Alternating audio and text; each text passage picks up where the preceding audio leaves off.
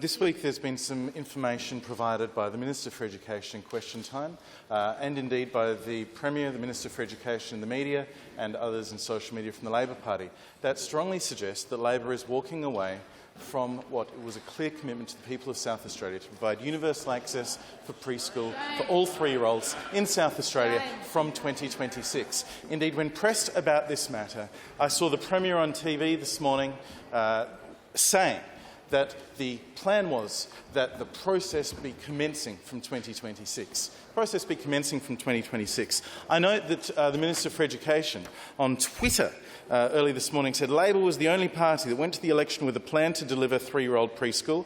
This commitment remains, and we will deliver exactly what we promised South Australians. It will commence in 2026. This use of the word commence, which the government is using, the Minister and the Premier are using to say that their program will commence from 2026. But what will commence? Because the Minister, when pressed on their show on radio, in what was considered by many to be an utter train wreck interview on the ABC, with Stacey Nicolai, it's very clear that he said that our commitment, their commitment, was to have a Royal Commission to inform the government on how they might deliver 3-year-old preschool commencing in 2026. What does it mean, this version of commencing? Because when people were going into the polling booths, I'm pretty sure that what they thought it meant is they saw the posters that said Labor's plan for education, 3-year-old universal preschool, and when they read the policy document that says, inconveniently for the Labor Party, I would suggest, the autism policy document describes Labor's commitment to offer 3-year-old preschool to all children in South Australia from 2026. I'm pretty sure that anyone would think that meant that all children in South Australia will get access to preschool for their 3-year-olds in 2026. Now, the Labor Party has, when asked about this in Question Time yesterday, the Minister for Education talked about it being staged and that there were some children, and he said this in the media as well, on the radio, there were some children that clearly might have significant benefit from that. And he's right.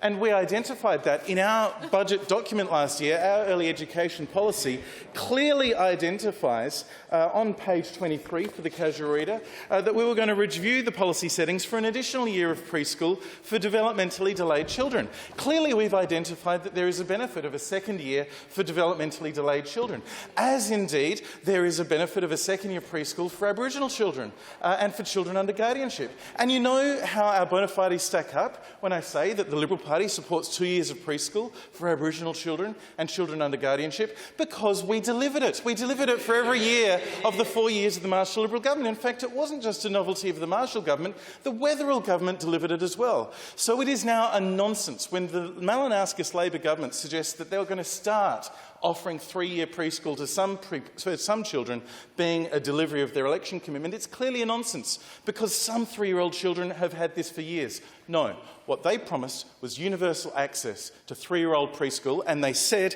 in their policy document Labor's commitment to offer 3-year-old preschool to all children in South Australia from 2026. Now, the Minister for Human Services helped the Minister for Education on the Twitter feed. She tweeted, "This is a well-thought-out, sustainable plan approached in a way that will build a sector for the future with seamless transition, the way good reform is implemented. Great work at B. Boyer MP." Capital B, capital B, capital M, capital P. That suggests clearly a seamless transition, a suggestion, again, that goes with the way the Minister described it yesterday, that it'll be introduced in stages, that some children will get it in 2026, that when we get to the next election, in the third Saturday of March 2026, that not all children will have been given the opportunity to access 3-year-old preschool that year. Now, we know it's an expensive policy to deliver in reality. Even if, and this may well be the case suggested by the Royal Commission, I don't want to prejudge what the Royal Commission will do, but even if the Royal Commission suggests that rather than continuing, as is currently the model, of having the overwhelming majority of preschool programs in public preschools, and as some have suggested, the best way to do it is to expand their offerings from government-provided services and government-funded services in long daycare, so you have the preschool program available for the 3-year-olds in the long daycare service where they already are. that saves on the capital cost, but it still costs $100 million a year. And if Labor is serious about delivering on their election commitment that the people of South Australia voted for, then we're going to see that $100 million a year starting in 2026 in tomorrow's budget. I suspect that we won't, and what has happened is that Labor has betrayed the trust of the people of South Australia. Shame.